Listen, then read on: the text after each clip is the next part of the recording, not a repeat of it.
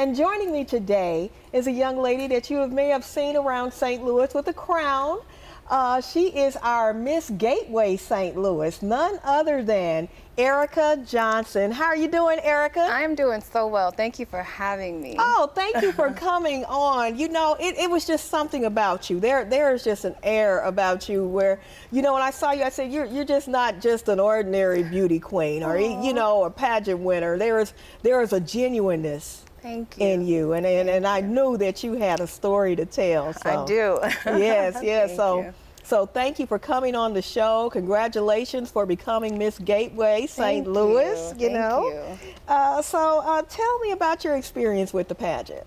You know, so my experience was very fulfilling. I learned so much just about myself, other women. There was a lot of preparation that went into this, just mentally, spiritually, physically. I was getting up at 4 a.m., just really dedicated. But my experience, again, has just been one that has just shown me a lot of who I am, just a woman of integrity, a woman of purpose, and I really, truly tried to use this platform to just, you know, be impactful in my community. Yeah. So that is so cool. So what motivated you to get into the pageant? So I have a background in real estate, which I have been doing since 2015, and I love real estate. I love what I've done within the community. I have filed for tax abatements and truly just done a lot to give back and try to really build up, you know, our community. But I still felt like there was something missing. What advice would you give to young women who are interested in becoming, you know, getting in pageants? Whew, I have so much, but to sum it up, I would say really know who you are going into it. I watched some women become unhinged when it was not their name that was called. Wow. And that was really hard, and I really just tried to be encouraging to these women and say, hey, you know, you did great, you showed up as your best self, understanding that this is a judgment system that is very subjective. You're taking 5 individuals who spend roughly 3 minutes interviewing you, and they're trying to tell you what your whole life is, but you know who you are. And so I would just tell young women to really sit within themselves, love on yourself, know what your best attributes are, because the title Miss Missouri USA, you hold that for 1 year and then you pass that on. But what are you doing pre and post that? Because that's what truly matters. That's the impact. So. That is true, and I'm sure you have had to do some inner work as it comes to like beauty, because you know beauty is in the eye of the beholder. So I mean, like to me, I can imagine like being in a pageant, they say, oh well, she's prettier than you, so we're gonna give her a crown. You know, how do you deal with that mentally?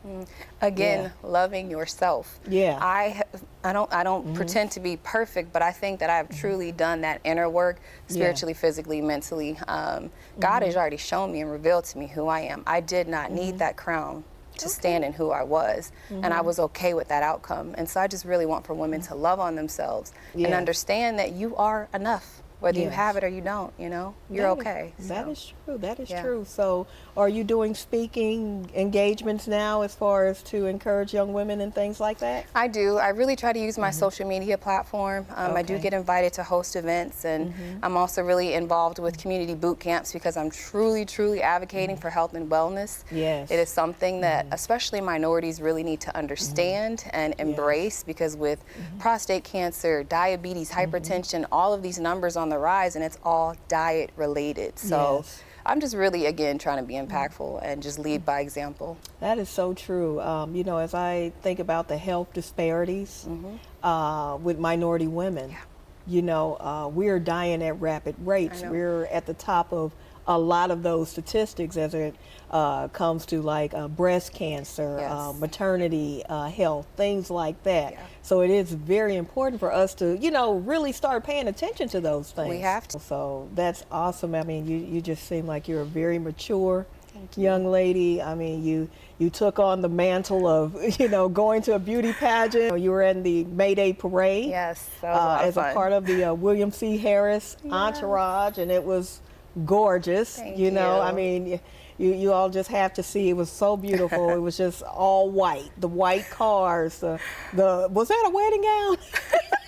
You know, I think it could pass as one. It was. It was a beautiful white dress you had on, Thank and you. Mr. Harris was in a white suit, and it was just a it was a showcase of Black excellence. Yes, it was. Yes, I love that you all just brought the class and the style to the May Day It parade. was very elegant. Yes.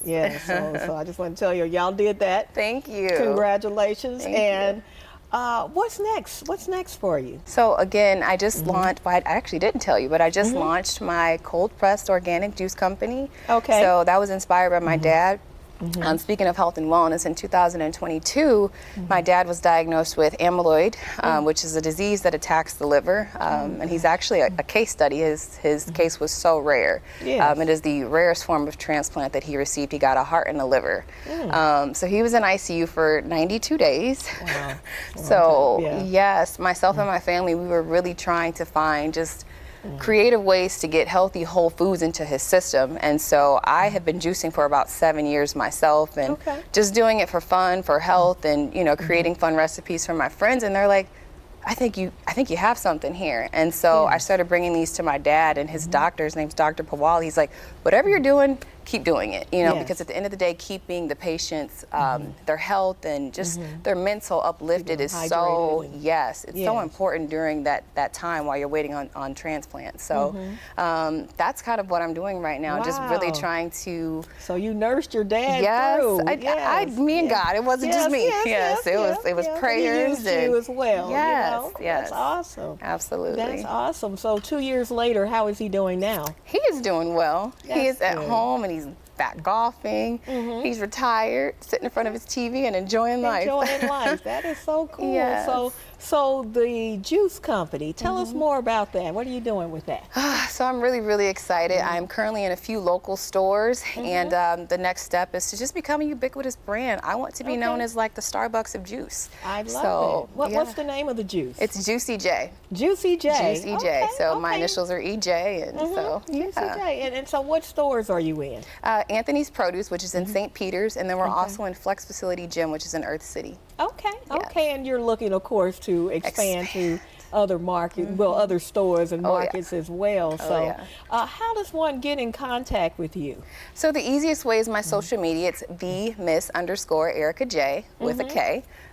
Social media, of course, and then we have a business website, so we can definitely drop the link. And it's awesome. It's truly a blessing. Awesome. So for our viewers and our listening audience, what do you need to make Juicy J a success? What items or what partnerships do you need to make your business successful? You are such a woman empowerer. I love you. A storefront. I think that is like the next step, is to truly just be able to get into a storefront, and I think that would help a ton. So thank you so much for being on our show. And thank you for having me. Of course, and we'll see you soon. Yes, absolutely. Okay.